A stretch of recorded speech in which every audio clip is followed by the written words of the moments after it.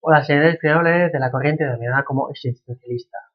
Bajo la denominación de existencialismo se entiende como una corriente filosófica que surge entre la Primera y Segunda Guerra Mundial, y entre sus motivaciones o raíces se puede considerar como expresión a una profunda crisis de valores culturales y principios que se han desarrollado hasta el momento.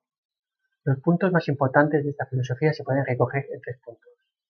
El primero, lo verdadero no es el todo, en el que la multiplicidad de realidades queda disuelta, sino que lo verdadero es lo singular, la realidad personal. El yo no puede reducirse a un pensamiento o razón, momento de una razón universal. El yo es fundamentalmente libertad, decide. Segundo, la realidad solo va a designar la realidad del yo, y no el hecho de existir o de ser. Además, un yo concreto y humano. Desde la existencia se decide y establece el significado y el valor de ella, y su estructura es la libertad absoluta. El hombre no tiene ninguna esencia que lo fije o lo oriente de alguna manera. Tercero, la forma de analizar la existencia se lleva a cabo mediante la fenomenología. Es el método aprendido de Husserl, pero será reinterpretado y transformado. Y no solo eso, sino que además la fenomenología mediante la misma interpreta el ser o lo real en cuanto aparece o se manifiesta como fenómeno. Martin Heidegger vino al mundo en 1889 en Matzkals, Alemania, y muere en 1976. Estudió teología católica, ciencias naturales y filosofía de la Universidad de Friburgo de Brisgovia, donde fue discípulo de Karl Barth y de Heinrich Rickert. Fueron unos de los máximos exponentes del neokantismo de la escuela de Baden y luego asistente de Edmund Husserl, el fundador de la fenomenología. Comenzó su actividad docente en Friburgo en 1915. Su pensamiento influyó en toda la filosofía del existencialismo del siglo XX. Martin Heidegger no es existencialista al uso, aunque sí trata el tema de la existencia. Él considera que la cultura occidental se fundamenta en relación al ser, y este es pensar, y esta forma de pensar ha determinado la forma de interpretar los fenómenos.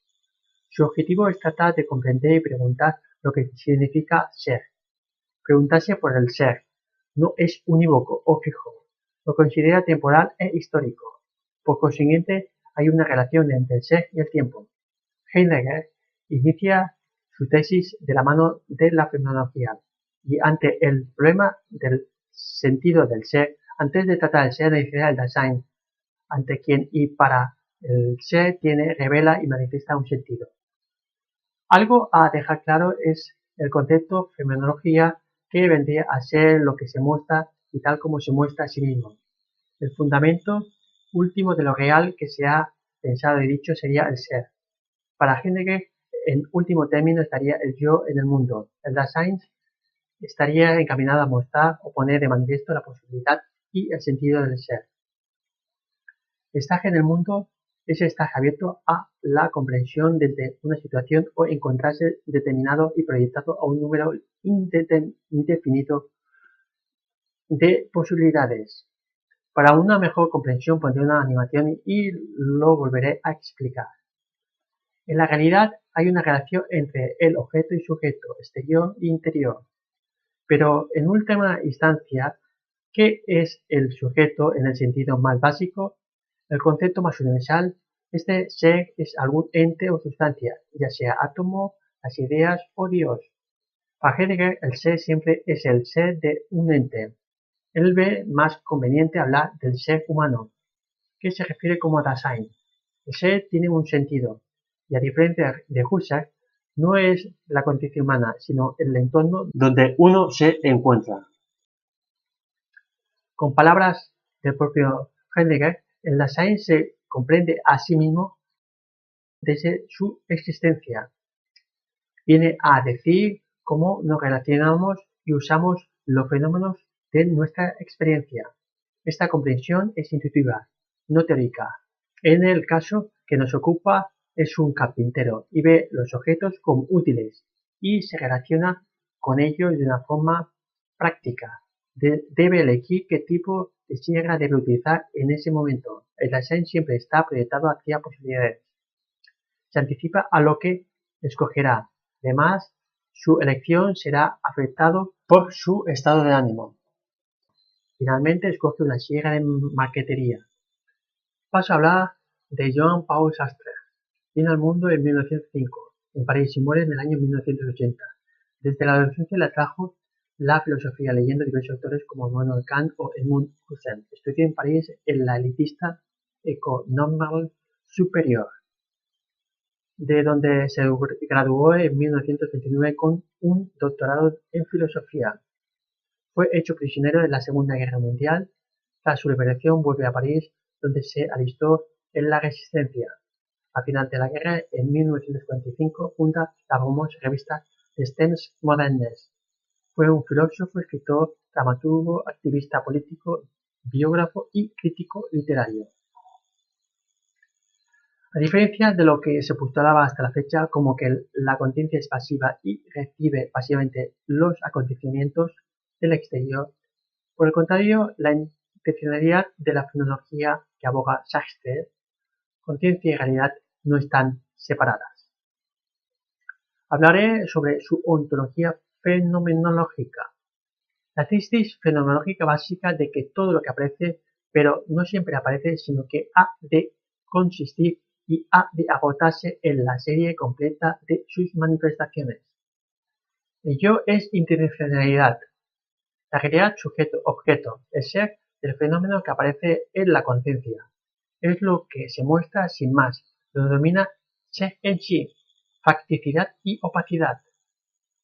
Por ejemplo, un árbol. ¿Qué es la conciencia frente al ser en sí? El yo, que es un fenómeno que se sitúa al mismo nivel que los fenómenos del mundo exterior.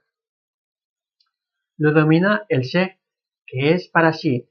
El ser para sí siempre es conciencia de algo. Se proyecta hacia el futuro. En el momento de elegir se elige a sí mismo. Tiene un pasado. El ser para sí no tiene presente, porque siempre se está proyectando. El estudiante elige la carrera que quiere estudiar. Sé para sí y vuelve a estar proyectado. El pasado sería el ser en sí, abogado. Cada una de las elecciones le da su ser. Paso a hablar de la concepción del existencialismo y humanismo. El yo o la conciencia es mero proyecto, una estructura abierta, vaciedad y excesión. Eso es lo que domina existencia. De palabras de Sartre, el hombre es ante todo un proyecto que se vive subjetivamente, en lugar de un musgo, una podredumbre o una coliflor. El hombre se cuestiona constantemente a sí mismo, sin vínculo con naturaleza o esencia alguna. Esto es justamente la libertad, ser para sí. El ser humano busca en su existencia su esencia. Esta centralidad del hombre, descrita anteriormente, es humanismo, según Sartre, el único posible humanismo. Y por último, el existencialismo y el machismo. Sartre se sintió comprometido con los problemas de la posguerra y con la resistencia en concreto, y por ello mantiene un diálogo con el machismo. Sartre entiende que el machismo es la filosofía del tiempo presente, y esta será presente hasta que no se verifiquen las circunstancias históricas. Toda filosofía coetánea sería una ideología.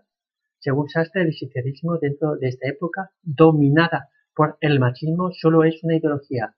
Sartre critica el machismo como una teoría hermética inflexible, y su praxis como un practicismo sin principios. Este defiende a un materialismo histórico y hace una crítica al materialismo dialéctico, que le parece un dogmatismo puro, ya que no se puede hallar prueba de su veracidad. Se considera materialismo histórico como la investigación de la sociedad tratando de hacerlo sin presupuestos ideológicos, partiendo de individuos empíricos y su relación entre ellos. Se consideraría materialismo dialéctico, entre otros principios, define la materia como sustrato de toda realidad, sea concreto o abstracta. Las ideas tienen un principio físico, primero la materia y la conciencia no derivado. Ambas corrientes del materialismo nacieron de los planteamientos de Friedrich Engels y Karl Marx. Me despido. Saludos y adiós.